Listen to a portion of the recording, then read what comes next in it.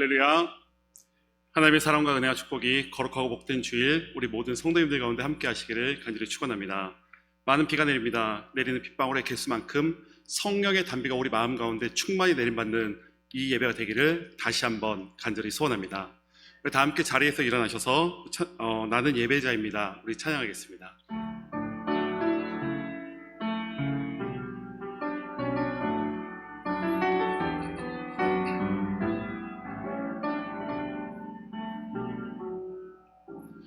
나는 하나님을 예배하는 예배자입니다.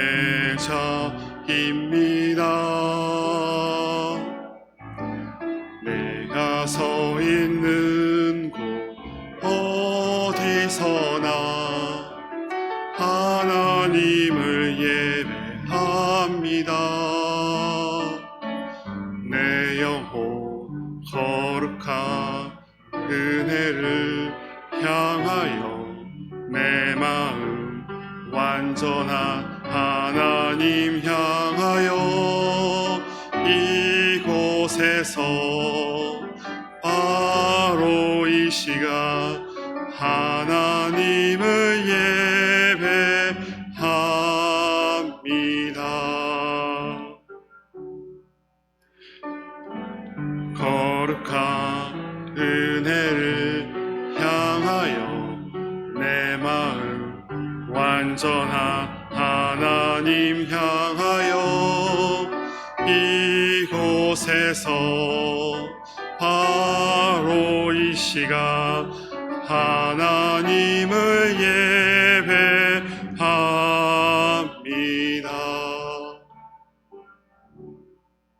우리 시간 지난 한 주간의 삶을 되돌아보며 우리 하나님께 우리의 죄와 허물을 고백하는 침묵의 기도를 드리시겠습니다. 주님의 십자가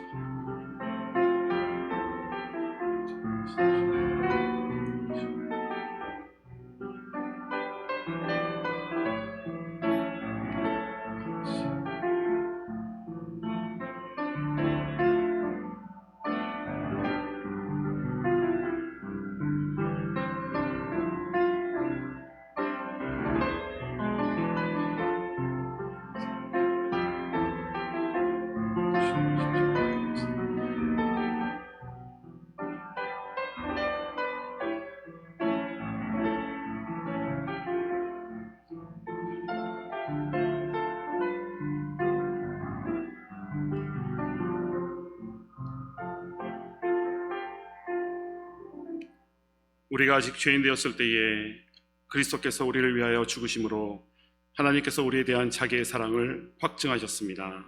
아멘. 전능하사 천지를 만드신 하나님 아버지를 내가 믿사오며 그 외아들 우리 주 예수 그리스도를 믿사오니 이는 성령으로 잉태하사 동정녀 마리아에게 낳으시고 본디오 빌라도에게 고난을 받으사 십자가에 못 박혀 죽으시고 장사한 지 사흘 만에 그 가운데서 다시 살아나시며 하늘에 오르사 전능하신 하나님 우편에 앉아 계시다가 저리로서 산자와 죽은 자를 심판하러 오시리라. 성령을 믿사오며 거룩한 공예와 성도가 서로 교통하는 것과 죄를 사하여 주시는 것과 몸이 다시 사는 것과 영원히 사는 것을 믿사옵나이다. 아멘. 다 자리에 앉으시겠습니다. 우리 찬송가 214장 함께 박수치며 찬양하겠습니다.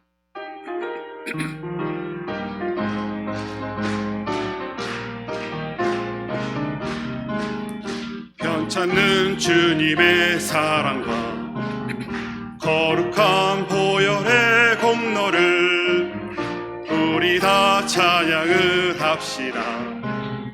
주님을 만나볼 때까지 예수는 우리를 깨끗게 하시는 주시니 그의 피 우리를 눈보다 더 희게 하셨네. 우리를 깨끗게 함기는 무궁한 생명의 물일새 생명의 구원을 받으 하나님 찬양을 합시다. 예수는 우리를 깨끗게 하시는 주시니 그의 피 우리를 금보다 더 희게 하셨네. 주님의 거룩한 보혈을 날마다 입으로 간증해 담대히 싸우며 나가세.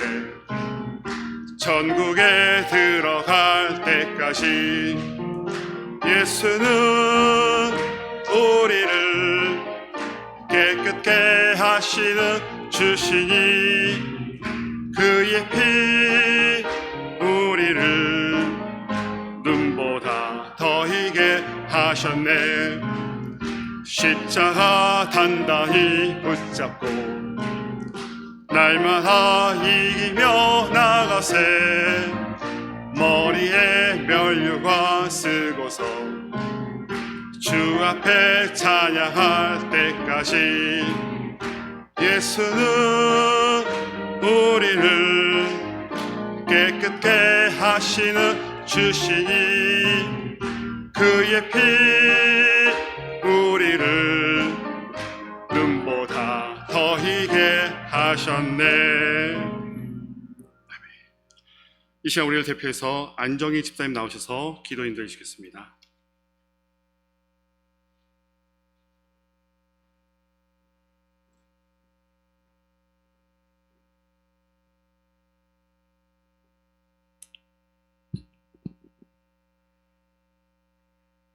지금도 살아계셔서 역사하시는 하나님 아버지, 지난 한 주간도 주님의 계명을 지키지도 못하고 세상에 속해 살았음에도 저희를 택하사 구별된 백성으로 복되고 거룩한 예배의 자리로 불러 모아 주심에 감사드립니다. 존귀와 영광과 찬송을 받으시기에 합당하신 하나님, 우리 인간들의 무질서함으로 기후 위기와 환경 재난의 시대 속에 세상은 혼란스럽고 이제는 새로운 델타 변이 바이러스 전염병이라는 재앙 아래 지구촌은 몸살을 앓고 있습니다. 이렇게 어려운 상황 가운데 처할 때마다 하나님의 개입하심으로 영적 지경이 넓어지며 감사와 간증이 가득한 삶이 되게 하옵소서.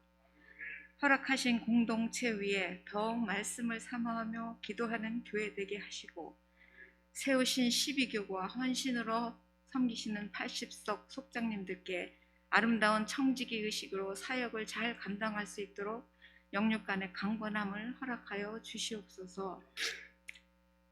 여전히 마스크 벗는 것에 자유하지 않지만 모든 성도가 성전에 모여 주님을 찬양하는 예배자 되게 하시고 비대면으로 온라인 예배를 드리는 성도들의 믿음과 심령을 붙들어 주시옵소서.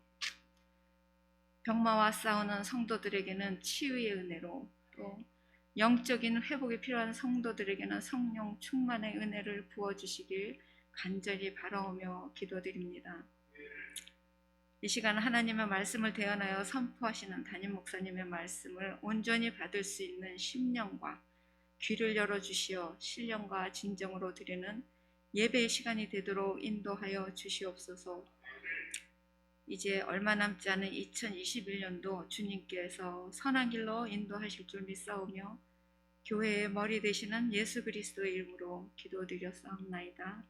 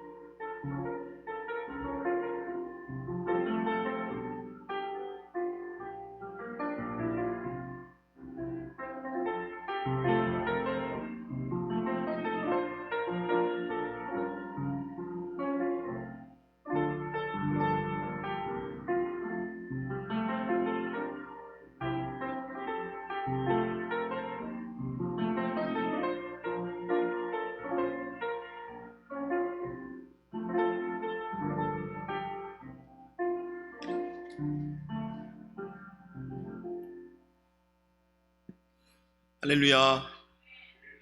예, 사랑하는 여러분, 우리가 이제 코로나라고 하는 질병과 1년 6개월의 시간을 함께 보냈습니다. 또 여러 변이가 나온다고 해서 염려하는 마음이 있지만 저는 여러분께 이런 말씀 드리고 싶어요. 이제 우리가 두려워해야 될 것은 어쩌면 코로나가 아니고 우리들의 신앙이, 우리들의 믿음이, 우리들의 기도가 위축되고 작아지는 것이 우리에게 더 중요한 문제가 아닌가. 이제는 코로나는 여러 나라 정부에서 말한 것처럼 함께 살아가는 질병 중에 하나가 됐죠. 백신 맞고 그러면서 우리가 이겨나가야 되는 것이고, 여러분과 제가 다 같이 우리 믿음에 대해서, 우리 예배에 대해서 더 마음을 함께 모으셔서 주 앞에 서시는 은혜가 있으시기를 주님의 이름으로 부탁을 드립니다. 여러분 기억하세요? 지난주에 우리 주보 뒤에 하나님의 나라를 우리 안에, 세상 속에 하나님의 나라를 이라고 하는 우리 교회 새로운 비전표를 여러분과 함께 나눴었죠. 기억하세요? 한번 해볼까요? 제가 하나님의 나라를, 그러면 여러분이 우리 안에, 제가 세상 속에, 그러면 여러분이 하나님의 나라를, 이렇게 한번 해보실래요? 하나님의 나라를 세상 속에. 아멘. 예. 하나님께서 우리 교회에 큰 은혜 주셔서 우리 교우들의 각 심령마다 하나님의 나라가, 하나님의 통치가 가득 임하시고, 그것으로 말미암아 우리가 세상 속에 하나님의 나라를 전파하는 그런 놀라운 은혜가 우리들에게 있게 되기를 간절히 소원합니다. 자, 여러분 광고 나간 대로 제가 9월 둘째 주부터 다시 속회신방을 시작합니다. 속회신방만이 아니라 여러분 우리 담임 목사나 목회자들이 와서 신방하기를 원하시면 언제든지 알려주시면 저희들 신방 갑니다. 그래서 여러분께서 어려운 일 혼자 겪지 마시고 목회자들과 기도하시면서 예배하시면서 이겨나가시는 그런 은혜가 있으셨으면 좋겠습니다. 자, 이제 우리 주님께 봉헌하겠습니다. 자리에서 다 일어나셔서 찬송 1장 부르시면서 주님께 봉헌하겠습니다.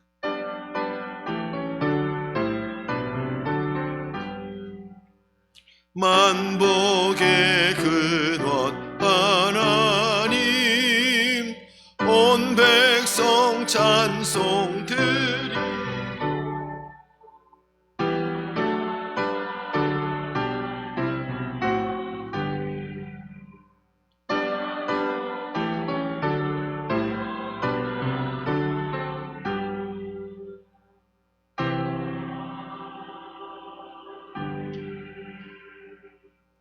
살아계신 하나님, 하나님께서 우리의 이 귀한 예물을 받으실 때에 하나님, 예물 속에 있는 우리의 기도도, 예물 속에 있는 우리의 아픔도, 예물 속에 있는 우리의 삶도 다 받아주시는 줄을 믿습니다. 하나님, 하나님의 은혜가 오늘 예배하는 여기 모인 사랑하는 성도들에게 한량없이 임해 주시고, 그 은혜로 말미암아 딛고 일어나게 하시고 소망하게 하시며 승리하게 하신 놀라운 역사가 있게 하여 주시옵소서. 이 예물을 기뻐 받으시고 이 예물이 쓰여질 때 하나님의 나라가 확장되게 하시는 놀라운 역사로 하나님 나타나게 하여 주시옵소서. 이 모든 예물을 기뻐 받아주시는 우리 주 예수님의 이름으로 감사하며 기도하옵나이다. 아멘.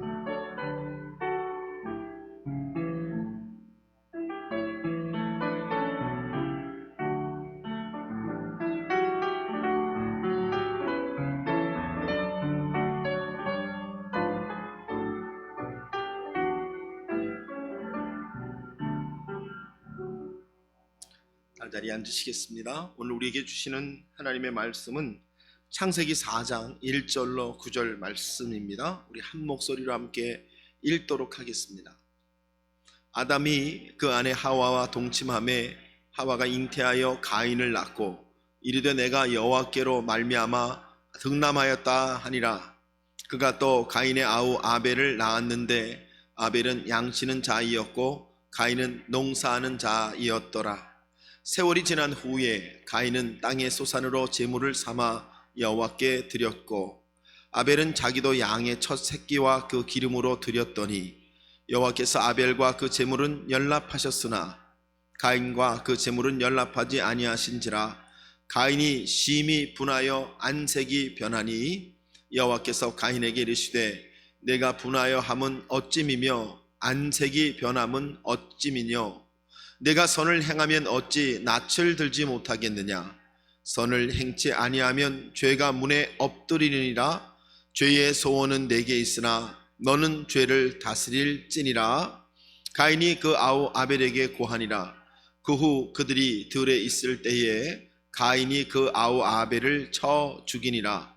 여호와께서 가인에게 이르시되 내 아우 아벨이 어디 있느냐? 그가 가로되 내가 알지 못하나이다.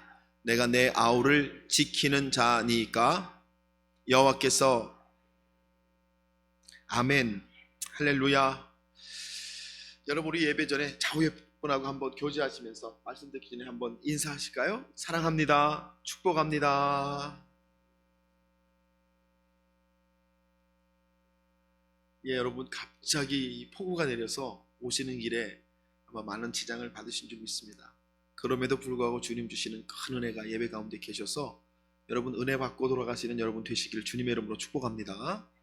자, 제가 지난주부터 이제 9개의 시리즈 설교를 여러분과 나눕니다. 그런 말씀 드렸어요. 그래서 성경의 핵심적인 주제들을 나누고 그걸 이제 제자훈련 교재로 만들어서 우리 교회 이제 제자훈련으로 사용하겠습니다. 이런 말씀 나누면서 지난주에 사람입니까? 라는 말씀을 우리가 함께 나눴습니다. 하나님이 사람을 창조하셨는데 사람이란 뭐냐? 그런 말씀을 지난주에 나누면서 영의 창조, 말씀의 창조, 관계 창조라는 말씀을 나눴어요. 그래서 여러분 말씀을 들으시면서 우리가 우리 자신을 다시 한번 돌아보는 시간을 가졌습니다. 나는 정말 하나님 지으신 사람인가? 이렇게 돌아보시면서 나의 영과 나의 말씀과 나의 관계를 돌아보시는 그런 시간을 가지신 줄 믿습니다. 여러분, 오늘도 여러분과 함께 말씀 나눌 때 제가 여러분에게 질문을 하나 던지면서 시작해 보겠습니다. 죄인이십니까? 이런 질문이에요. 죄인이십니까? 여러분, 세상에는 두 종류의 사람이 있습니다. 나는 죄인이 아니라고 하는 사람, 나는 죄인이라고 하는 사람, 이렇게 두 종류의 사람이 있죠. 여러분은 어느 쪽이세요? 나는 죄인입니다, 이렇게 고백하세요? 아니면 나는 죄인은 아니지, 이렇게 고백을 하세요? 사도 바울 같은 대사도도 디모데전서 1장 15절의 말씀에 이렇게 고백합니다. 밑보다 모든 사람들이 받을 만한 이 말이요, 그리스도 예수께서 죄인을 구원하시려고 세상에 임하셨다 하였도다. 죄인 중에 내가 괴순이라, 이런 말을 했어요. 사도 바울은 자기를 죄인 중에 괴수다 이렇게 표현을 합니다. 그냥 죄인이 아니라 내가 가장 큰 죄인이다, 이런 말이죠. 왜요? 왜 이렇게 표현을 했을까요? 사도 바울이 우리가 알고 있는 것처럼 예수 믿기 전에 지은 그 죄가 너무 커서 예수를 핍박하고 예수 믿는 자들을 잡아 죽이고 가두고 그런 과거의 행적 때문에 사도 바울이 나는 죄인 중에 괴수라고 고백을 한 걸까요? 여러분, 과거의 죄만을 고백하는 말이 아니라는 거죠. 이것은 현재의 고백이기도 합니다. 사도 바울은 현재는 과거와 달리 하나님의 사도가 되었고 하나님의 능력이 나타나고 하나님의 말씀을 증거하고 많은 사람을 구원하는 위대한 사도가 되었는데도 왜 여전히 나는 죄인 중에 괴수라는 고백을 하는 것일까요? 여러분, 그게 무슨 말이죠? 우리가 죄인입니다 라는 고백을 한다는 건 무슨 고백이죠? 그것은 바로 은혜의 고백인 것을 여러분 믿으시기를 주님의 이름으로 축복합니다. 은혜의 고백이라는 거예요. 하나님의 은혜가 나에게 얼마나 크신지를 고백하는 게 바로 죄인이라는 고백이라는 거죠. 하나님의 놀라운 은혜가 정말 나 같은 사람, 나 같은 죄인에게 정말 임하신 것, 지금은 아무 쓸모없는 그런 자기에게 임하고 계시다고 하는 그것을 사도 바울이 그렇게 표현한 거죠. 자기가 예수 밖에 있을 때뿐 아니라 지금도 여전히 아무 쓸모없는 나에게 계속해서 임하여 주시는 하나님의 은혜를 이렇게 사도 바울이 바라보면서 그 은혜를 생각할 때 나는 뭐라고 고백하는 거죠? 나는 죄인입니다, 이렇게 고백을 한다는 것입니다. 그래서 이 죄인이라는 기독교의 고백은 여러분 하나님의 은혜를 알고 있는 사람이냐라는 말을 하는 거예요. 즉 하나님의 은혜라는 눈으로 자기를 보는 사람을 이야기하는 거죠. 그게 기독교가 말하는 죄인이라는 말이에요. 반대로 나는 죄인이 아니라고 하는 그런 분들이 계시죠. 교회를 다녀도 그렇게 말하는 분들이 있어요. 아니 뭐 목사님은 자꾸 죄 얘기를 하시냐. 나는 그렇게 죄 지은 것도 없는데, 나 살아오면서 그냥 나 평범하게 잘 살아왔는데, 열심히 노력하고 살았는데 왜 교회만 오면 죄인이라 그러나. 그런 분들이 계시죠. 눈이 달라서 그렇습니다. 무엇으로 자기를 보기 때문에 그렇습니까? 자기를 보는 눈이 자기가 살아온 삶이나 자신의 성실이나 자신의 학력이나 자신의 성공으로 자기를 보면 나는 괜찮은 사람인 거죠. 여러분, 결국 이렇게 제가 말씀드릴 수 있을 것 같아요.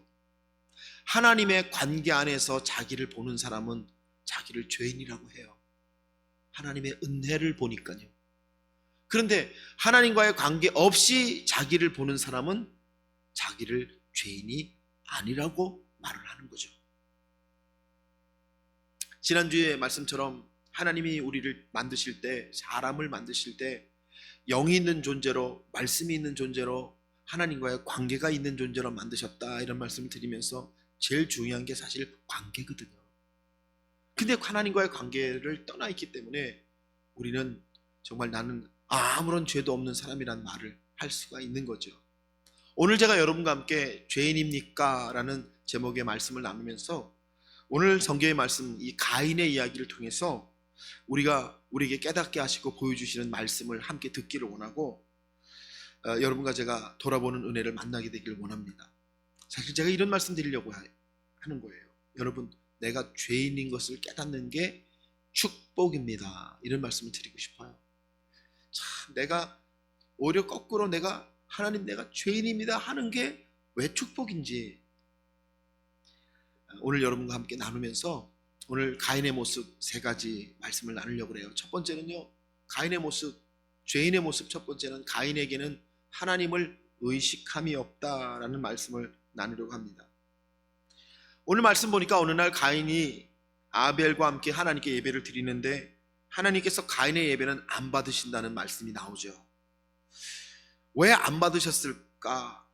히브리어 원어에 이 가인의 예배가 주목받지 못했다라고 말을 합니다. 하나님께 가인의 예배가 주목받지 못했다, 그러니까 안 받았다는 표현을 원어 성경에는 하나님이 주목하지 않으셨다, 이렇게 말씀을 하신다는 거예요. 왜요? 뭐가 문제였을까요? 예배 형식이 문제였을까요? 예배 제물이 문제였을까요? 어떤 문제 때문에 하나님은 가인의 예배를 받지 않으신 것일까요? 여러분, 이거 참 우리에게 중요한 문제 아닙니까? 우리도 예배를 드리니까 내 예배가 과연 하나님 앞에 하나님이 주목하시고 받으시는 예배인가 이렇게 돌아봐야 되는데, 하나님이 가인의 예배를 주목하지도 않으시고 받지도 않으셨대요. 왜 그러셨을까? 왜 그럴까? 그런데 그 다음 말씀이 우리에게 답을 주세요. 이런 말씀입니다. 가인과 그 제물은 연락하지 아니하신지라 가인이 분하여 안색이 변하니 라고 말씀이 나오니까 하나님이 뭐라고 하시냐면, 여호와께서 가인에게 이르시되 내가 분하여 함이 어찌미며 안색이 변함은 어찌미뇨 라고 하나님께서 가인에게 물어보세요. 이런 말이죠. 하나님이 예배를 안 받으시니까 가인의 얼굴색이 분하고 막 분노가 일어나고, 그 모습을 보시면서 하나님이 가인의 그런 태도에 대해서 물으시는 거예요. 가인아, 너 왜 그래? 네가 분해하고 얼굴이 변하는 것은 어떻게 된 일이냐라고 하나님이 물으신다는 거예요. 여러분, 하나님과 가인의 대화를 통해서 하나님은 이런 말씀을 하려고 하시는 것 같아요. 가인에게 없는 거, 가인이 잃어버린 게 있다는 거죠. 그게 뭐죠? 하나님을 의식하는 게 없다, 그런 얘기를 성경이 하고 있는 것 같아요. 보세요, 가인에게 중요한 거는요, 하나님이 아니에요. 하나님의 생각도 하나님의 마음도 가인에게는 중요하지 않아요. 지금 가인에게 중요한 건 뭐죠? 자기의 감정. 자기의 감정이 중요해요. 그래서 하나님이 자기 예배를 받지 않으시자 하나님 앞에 분을 내고 얼굴빛이 달라졌다. 여러분, 그래서 우리는 가인에게 없는 것을 봐요. 그게 뭐냐면 하나님이 가인의 예배에 주목하지 않으신 근본적인 이유를 보는 거예요. 그것은 가인이 하나님을 주목하지 않는 사람이었기 때문이다. 가인에게는 하나님을 주목하는 삶이 없어요. 하나님을 의식하는 삶이 없다, 이렇게 성경이 말씀하는 거죠. 어쩌면 하나님이 가인의 예배를 주목하지 않으신 것은 가인의 삶 속에 하나님을 주목함이 없기 때문이 아닌가. 여러분, 우리도 그래요. 한 주간 하나님 없이 살다가 주일에 예배를 나와서 예배를 드리면 여러분, 우리의 예배가 은혜롭기가 참 어려워요. 한 주간 동안 하나님을 의식하고 하나님을 주목하면서 하나님께 묻는 자로 살다가 예배 나오면 여러분, 우리의 예배가 어떻습니까? 주 안에서 귀한 예배가 되는 줄로 믿습니다. 여러분, 정말 하나님이 가인의 모습을 보시면서 그렇게 말씀해 주시는 게 참 감사해요. 왜요, 여러분? 이게 우리의 모습 될 수 있으니까. 만약 가인에게 하나님을 의식하는 것이 있었다면, 하나님을 주목하는 것이 있었다면, 하나님이 창조하신 것처럼 가인이 하나님이 지으신 영을 잃어버리지 않고 하나님과의 소통 가운데 살아가는 모습으로 살고 있었다면, 하나님이 그의 예배를 받지 않으셨을 때 가인은 안색이 변하고 분노하는 대신 여러분, 가인에게는 돌아보는 회개가 일어났을 겁니다. 만약 하나님이 여러분의 예배를 받지 않으신다 그러시면 우리에게서 두 가지 반응이 나올 수 있다는 거예요. 어떤 사람들은 얼굴이 분하고 왜 내 예배는 안 받아? 제 예배는 받으면서 왜 나의 예배는 받지 않으신가? 분하는 사람이 나오는 반면에 어떤 사람들은요, 하나님이 왜 내 예배를 안 받으셨지?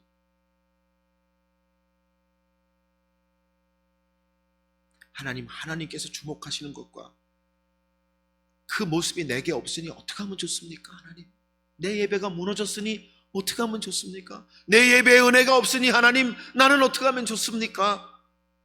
하나님이 원하시는 예배가 내게 없으니 하나님, 나는 어떻게 하면 좋습니까? 이렇게 하나님 앞에 고백하면서 영적인 점검을 하는 일들이 우리에게 일어나야 된다는 거죠. 그런데 여러분, 제가 오늘 말씀드린 것처럼 영이 없으니, 가인에게 그런 영적인 호흡이 없으니까 가인의 예배가 죽었고, 가인의 예배가 죽으니까 하나님은 그의 예배를 받으실 수가 없었고, 그 예배를 받으실 수 없자 가인은 영이 없는 사람이라 영적 점검을 하는 대신 하나님께 분노하면서 얼굴색이 변한 모습을 드러내고 있다는 것이죠. 사랑하는 여러분, 오늘 이 아침에 여러분과 제가 이렇게 한번 정의해 보시면 좋겠어요. 죄인은요, 무엇을 잘못한 사람이라고 여러분 생각하지 마시기를 바랍니다. 교회에서 어떤 사람이 죄인 그러면 뭘 잘못한 사람이라고 우리가 생각할 때가 있어요. 내가 죄인 그러면 내가 뭔가 하나님 앞에 잘못한 것이 있구나라는 생각을 할 때가 있어요. 그러나 여러분, 그 안에 더 깊은 것이 들어있다는 것입니다. 우리가 보아야 될 것이 바로 그것이죠. 죄인 속에 있는 진짜 죄가 있습니다. 그것은 바로 영이 없는 것, 하나님을 의식하지 않는 것, 하나님을 호흡하지 않는 것, 하나님이 지으신 영이 살아서 살지를 못하고 그 영이 죽은 채로 살고 있는 사람을 여러분, 우리는 어떻게 말해요? 죄인이다, 이렇게 말하는 거죠. 사랑하는 여러분, 오늘 우리가 일부 예배 하나님 앞에 드리시면서 내가 정말 하나님과의 호흡이 있는 영 있는 사람으로 살아가고 있는지 여러분 돌아보시면서 우리 자신들의 모습을 하나님께 드리시는, 다시 한번 점검하시는 은혜가 있으시기를 주님의 이름으로 축복합니다.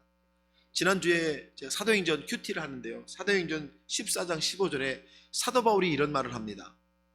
너희에게 복음 전하는 것은 이 헛된 일을 버리고 천지와 바다와 그 가운데 만유를 지으시고 살아계신 하나님께로 돌아오라 함이라. 이런 말씀을 우리가 큐티를 했어요. 사도 바울이 루스라라고 하는 곳에 갔는데 나면서부터 걷지 못한 자를 사도 바울이 고치게 되니까 루스드라 사람들이 신이 내려왔다 그러면서 사도 바울에게 예물을 갖고 와서 사도 바울에게 예배를 드리려고 하니까 사도 바울이 그들에게 하는 말이 바로 이 말씀입니다. 걷지 못하던 자가 걷는 것보다 더 중요한 게 있다는 거죠. 기적보다 더 중요한 게 있다는 거죠. 그게 뭡니까?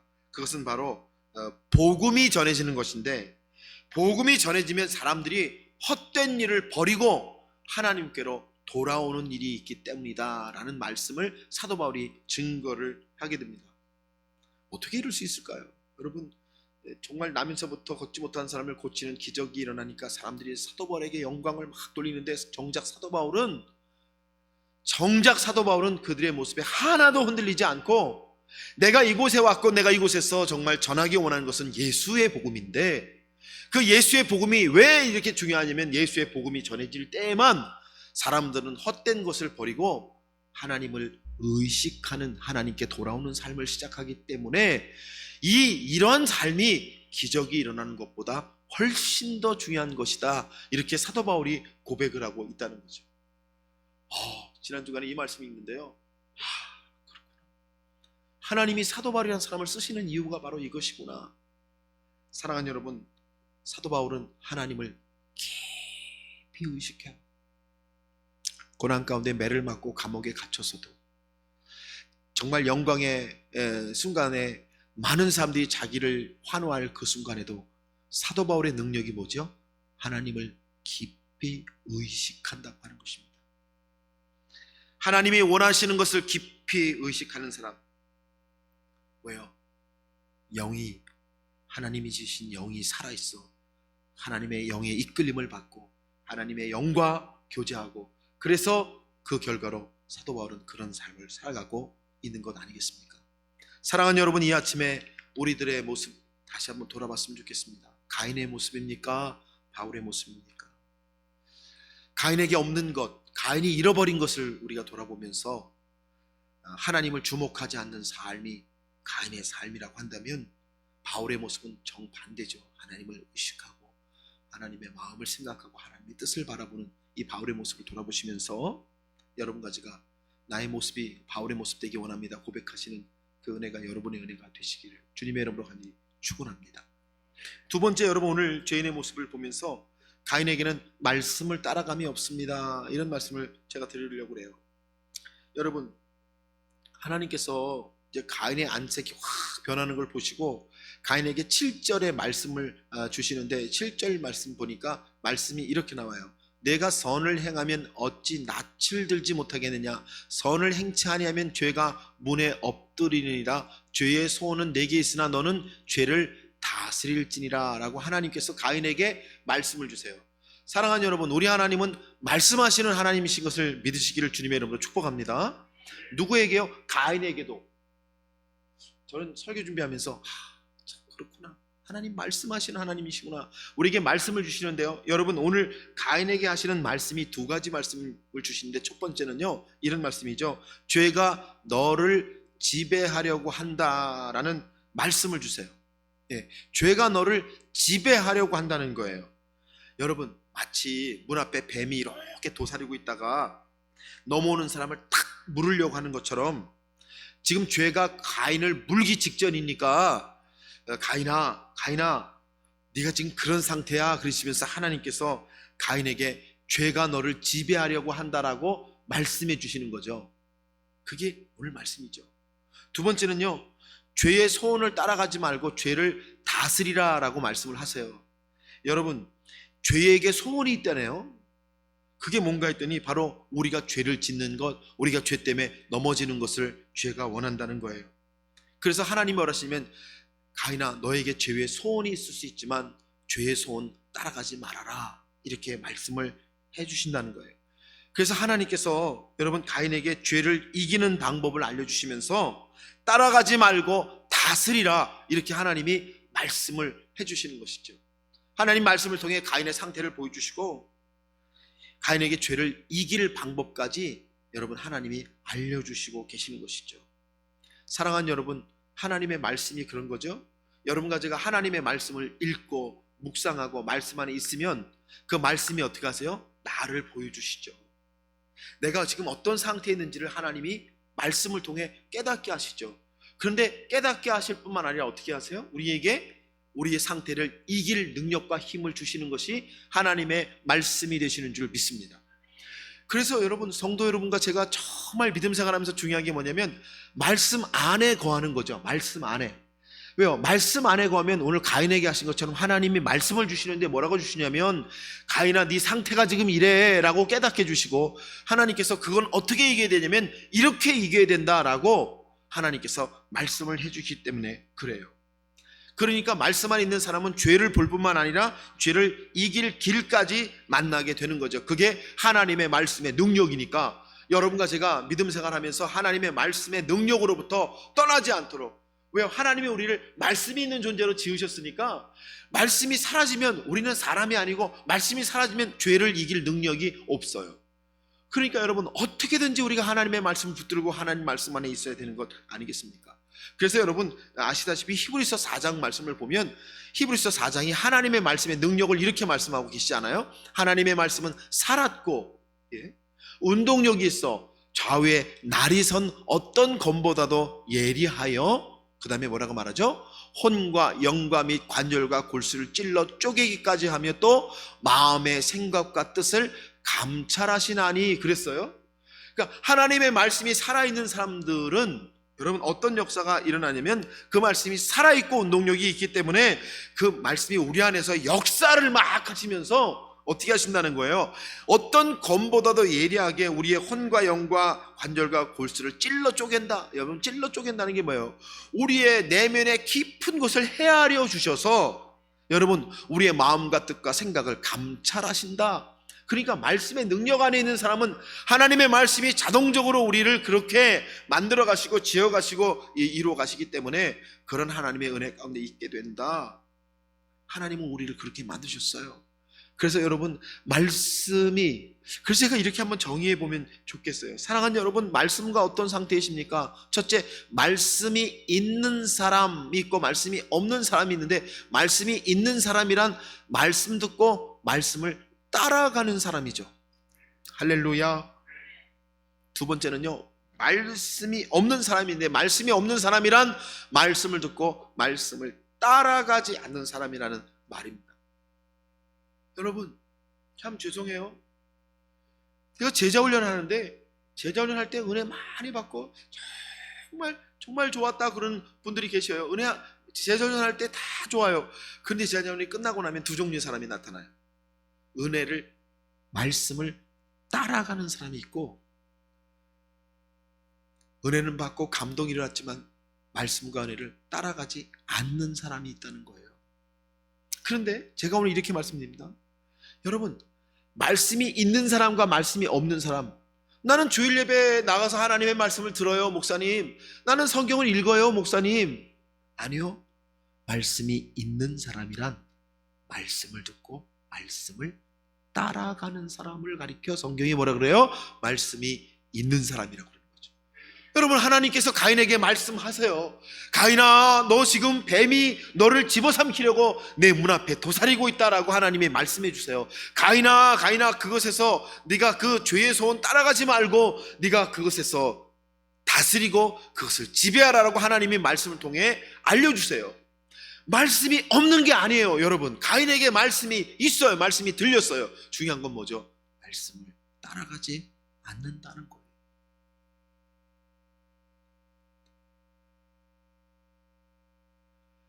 말씀은 있는데 말씀을 따라가지 않으니 말씀의 열매가 나타나는 게 아니라 다른 열매가 나타난다라고 성경이 우리에게 가르쳐 주세요. 여러분, 제가 오늘 설교를 준비하는데 예화를 넣을 수가 없는 거예요. 설교 내용이 너무 많아가지고. 그래서 제가 걱정을 했어요. 이게 좋은 예화라도 하나 있으면 우리 성도님들이 정신이 번쩍 이렇게 들으실 텐데. 근데 하나님 저한테 말씀하시더라고요. 그게 무슨 상관이 있냐? 말씀만 전해라. 여러분 보세요. 말씀이 있는 사람과 말씀이 없는 사람, 두 종류의 사람이 있는데, 성경이 뭐라 하시면 말씀이 있는 사람은 말씀을 따라가는 사람이고, 말씀이 없는 사람은 말씀이 없다는 게 아니라 말씀을 따라가지 않기 때문에 역사가 다르게 나타난대요. 그래서 오늘 말씀을 보니까 3절에 가인의 모습이 나오는데 뭐라고 나와요? 8절에요. 가인이 그 아우 아벨에게 고하니라. 그 후에 그들이 들에 있을 때에 가인이 그 아우를 쳐 죽이니라. 이렇게 말씀이 나와요. 분명히 하나님의 말씀을 들었지 않습니까? 가인이 하나님의 경고의 말씀을 들었지 않습니까? 이기게 하시는 말씀을 들었잖아요. 그죠? 그런데 가인에게 나타난 역사는 말씀의 역사가 아니라 죄의 역사가 나타난다. 그렇게 성경에 말씀하시네요. 그래서 이 말씀을 읽으면서 제가 참 돌아봤어요. 여러분, 가인은 결국 동생을 살해하지 않습니까? 그것도 우발적인 감정에 의한 살인이 아니라 성경 말씀의 그 창세기의 원어를 보면, 여러분, 가인이 철저하게 분노하고 분노에 이끌려서 악한 마음을 품고 악한 마음을 절제하지 못해 결국 분노의 열매인 살인을 저지르게 되었다. 여러분과 제가 믿음 생활 하다 보면 교우들과 안 좋은 감정이 생길 때가 있고 교우가 미워질 때도 있고 그럴 때 있잖아요.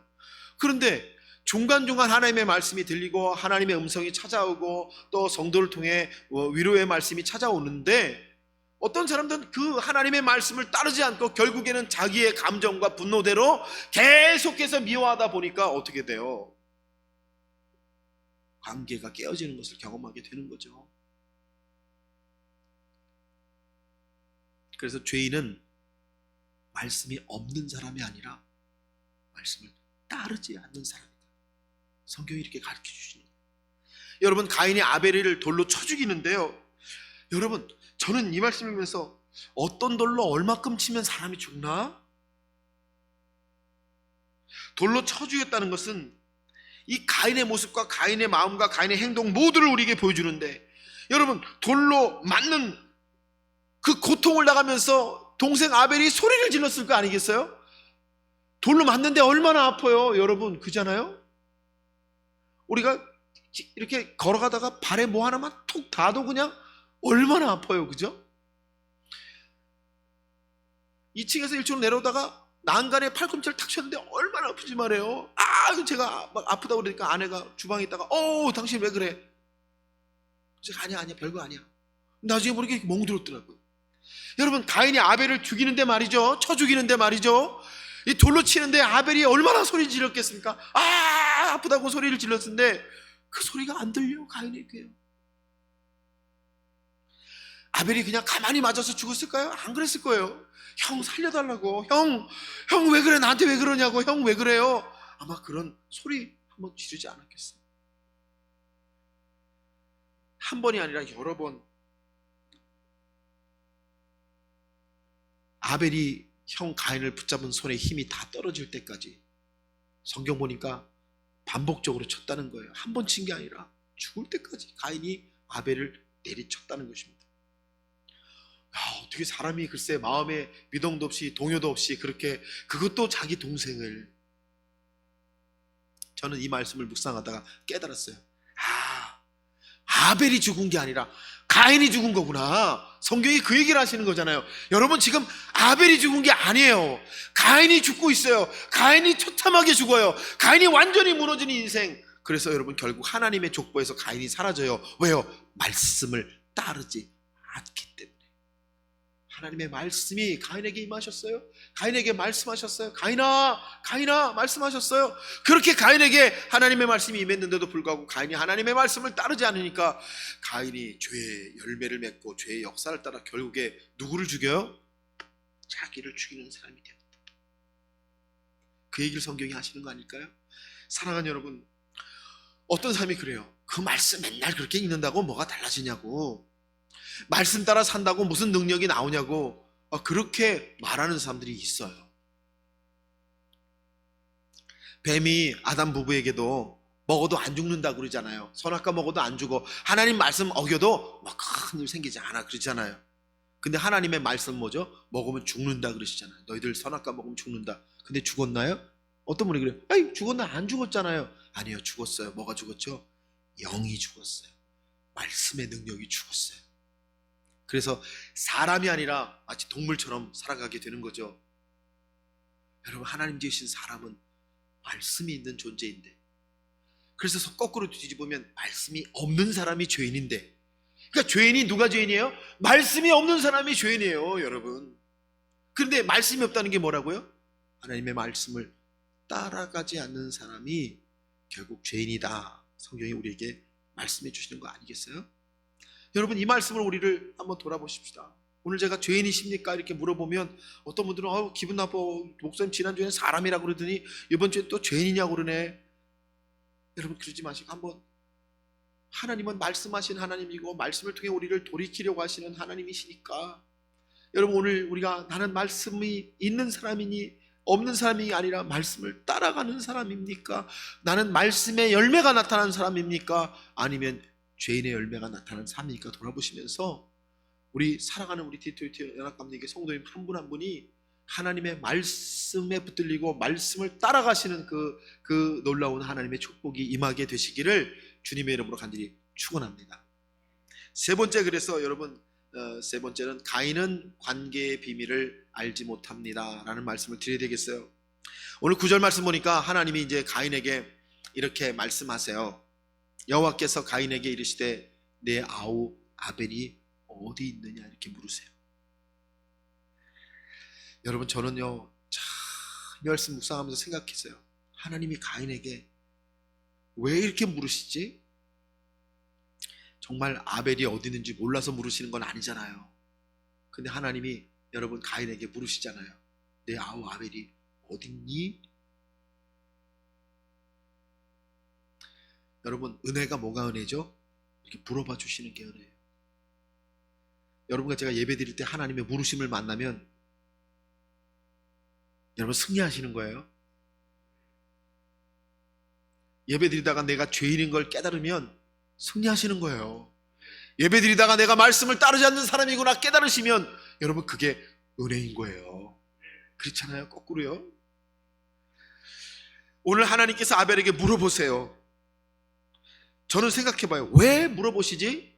두 가지 이유가 있어요. 첫째, 하나님은 가인 때문에 이렇게 물어보십니다. 여러분 아멘 좀 해보실래요? 하나님이 아벨 때문에 물어보시는 거 아니라는 거예요. 아벨 때문에 물어보시지 않으세요.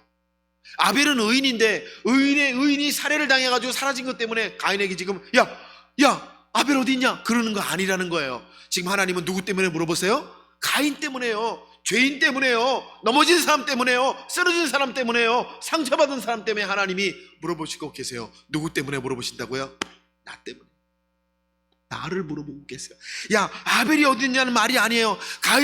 가인아 너는 어디 있느냐라고 하나님이 물어보고 계시는, 하나님은 살인자 가인을 살펴보고 계세요.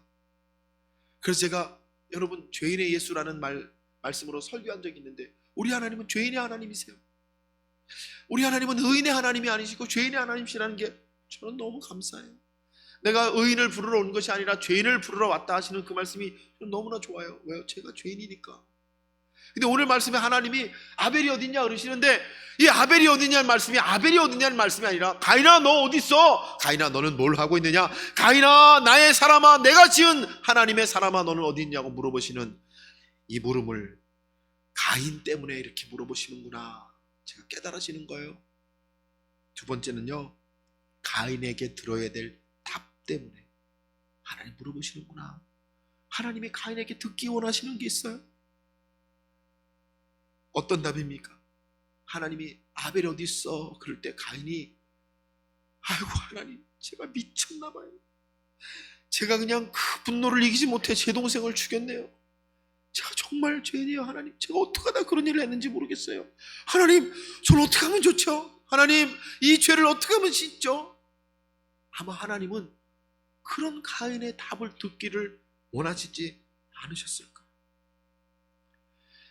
자기가 왜 죽었는지, 자기가 왜 이렇게 넘어져 있는지, 자기가 왜 이렇게 시련에 있는지 답을 얻지 못하는 인생은 해결의 실마리가 없어요. 근데 우리가 하나님께 나와 예배하면서 여러분 나를 보고 내 죄를 보고 내 말씀 없음을 보고 내 깨어진 관계를 보면 희망이 있어요. 하나님이 예배 가운데 그거를 보여주시면 우리가 그걸 깨달으면 희망이 있는 거예요. 그게 하나님 주시는 참 소망이죠.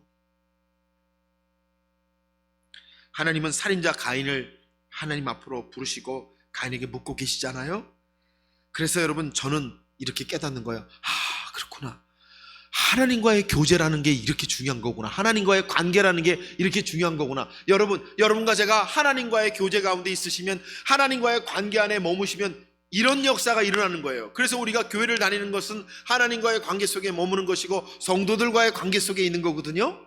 그런데 그런 관계 속에 있으면 어떤 역사가 일어나냐? 하나님이 가인에게 하듯이 물어봐 주시고, 가인에게 하듯이 돌아올 길을 열어주시고, 가인에게 하시듯이 하나님께서 그를 만지시는 역사가 있는 것이 하나님과의 교제 가운데 있는 것임을 여러분 믿으시기를 주님의 이름으로 축복합니다. 그래서 그렇구나, 하나님께서 이렇게 교제 가운데로 우리를 부르신 이유가 바로 그런 것이구나. 그때만 회복이 시작되니까요. 그래서 여러분 하나님은 우리를 하나님 앞으로 부르셨잖아요. 여러분 예수 안 믿을 때 하나님 밖에 계시던 여러분을 하나님이 하나님 앞으로 부르셨잖아요. 하나님과 교제하는 자, 관계하는 자로 부르셨잖아요. 그래서 하나님과 교제하고 관계하는 자로 사니까 아니 우리에게 그런 그런 일들이 일어나기 시작하고 우리가 그렇게 변화받기 시작하고 우리가 하나님의 사람이 되어가기 시작하는 그런 역사가 일어나는 것 아니겠습니까? 요한복음 4장에 여러분 사마리아 수가성 여자 이야기가 나오는데 그때도 예수님이 그 여자에게 물어보시거든요. 뭐라고요? 네 남편이 어디 있어? 이렇게 물어보세요. 여러분 남편이 어디 있는지 예수님이 몰라서 물으신 게 아니라는 거죠. 남편에 대해서 묻는 질문이 아니라는 거죠. 여자의 인생에 대해서, 여자의 정욕에 대해서, 그런 동안 살아온 삶에 대해서 예수님이 아주 직접적으로 물어보시죠. 예수님은 이런 질문을 통해 그 여자를 예수님 앞으로 부르세요. 예수님과 관계를 맺기 시작하세요. 저는 이 말씀을 읽으면서 깨달아요. 여러분, 여자의 남편 문제는 언제 해결되죠? 좋은 남자를 만났을 때 해결되는 게 아니고 예수를 만났을 때 해결이 되는 거죠. 여러분, 남편 문제가 끊어지지 않는 여자의 인생에서 여자가 그것을 해결할 방법은 오직 예수 앞으로 나오는 방법밖에 없기 때문이에요. 여러분, 남편에게서 예수 앞으로 나올 때만 여자는 진정한 구원을 얻게 될 것이기 때문이에요. 여러분과 제가 신앙생활하면서 삶의 문제를 경험할 때 그 문제를 해결하려고 아무리 노력해도 문제가 해결되지 않을 때가 있어요. 그러나 하나님 앞으로 나와서 하나님 앞에 그 문제를 내려놓으면 하나님 안에서 여러분 나를 보게 하시고 나의 진짜 문제를 보게 하시고 나의 진짜 관계를 보게 하심으로 오히려 우리를 문제로부터 해결하게 하시는 하나님의 은혜를 만날 때가 있다는 말씀을 드리는 거예요.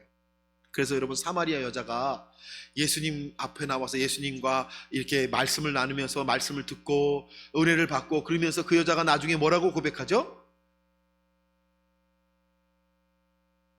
내 남편 문제가 해결됐어! 이렇게 얘기하지 않고 여자가 뭐라 그래요? 내가 메시아를 만났어. 여자의 구원. 여러분 남편 문제가 해결돼서 구원을 얻은 게 아니고 예수님을 만났기 때문에 그가 구원을 얻었다는 거예요. 할렐루야. 여러분 제가 이런 말씀 드리잖아요.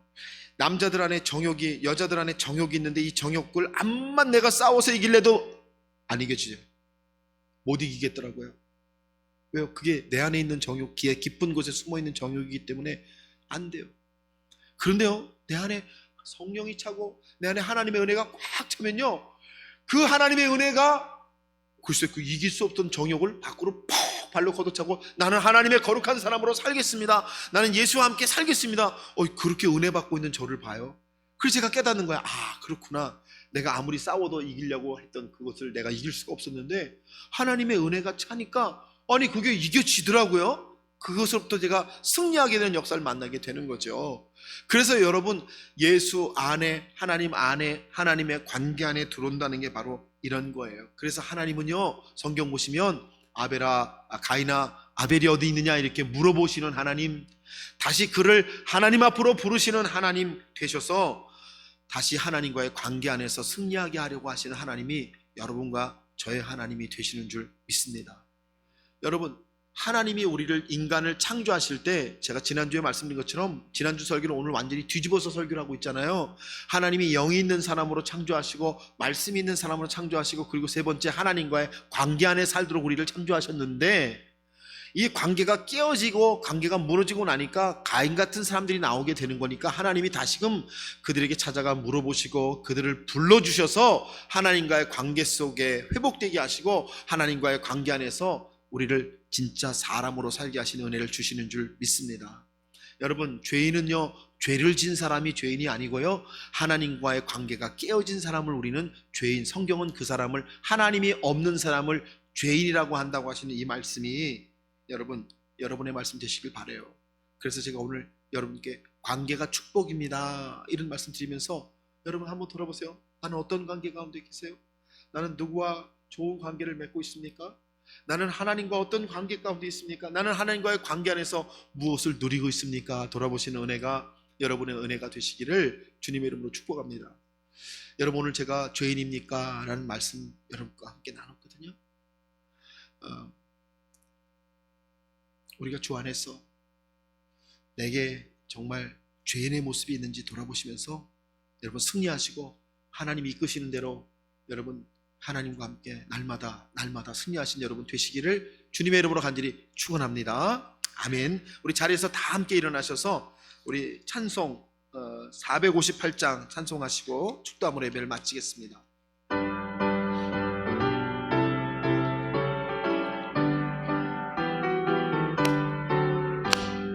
주의 친절한 발에 안기세 우리 마음이 평안하리니 항상 기쁘고 복이 되겠네 영원하신 발에 안기세 주의 발에 그 크신 발에 안기세 주의 발에 영원하신 발에 안기세 날이 갈수록 주의 사랑이 두루 광명하게 비치고 천성 가는 길 편히 가리니 영원하신 발에 안기 아멘 주의 발에 그 크신 발에 안기세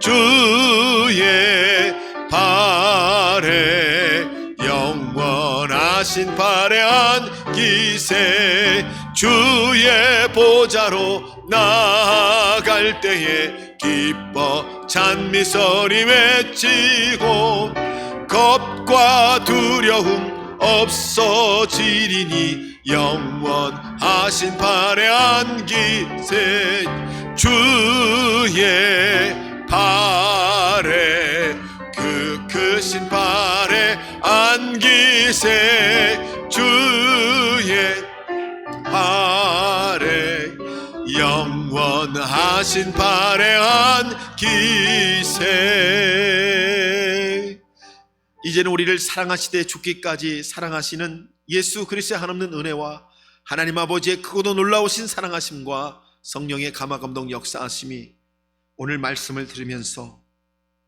하나님 앞에 하나님을 의식함이 있는지 나는 하나님을 주목하는 사람인지를 돌아보는 사랑하는 성도들에게 나는 말씀을 따라감이 있는지를 돌아보는 성도들에게 나는 하나님과의 관계 안에 머물고 있는지를 돌아보는 사랑하는 성도들에게 이제부터 영원토록 함께하여 주시옵기를 간절히 축원하옵나이다. 아멘.